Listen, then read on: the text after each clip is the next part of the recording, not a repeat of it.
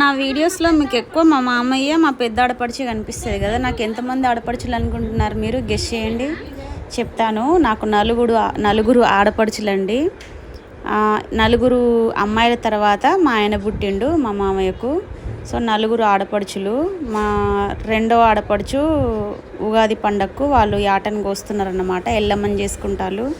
So shopping చేద్దామని shopping చేస్తున్నాను, చీరలు.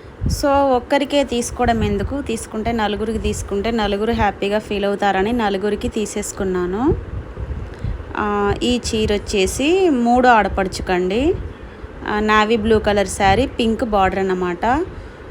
ఇది వచ్చేసి నాలుగో ఆడపడుచు, అందరికంటే చిన్న ఆడపడుచు అన్నమాట.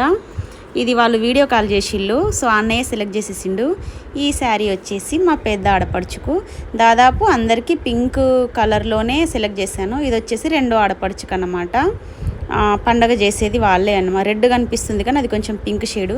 ఈ టాప్ వచ్చేసి మా ఆడపడుచు బిడ్డకు, వీడియోస్లలో ఎక్కువ కనిపిస్తుంది కదా, బ్యూటిషియన్ తనకనమాట.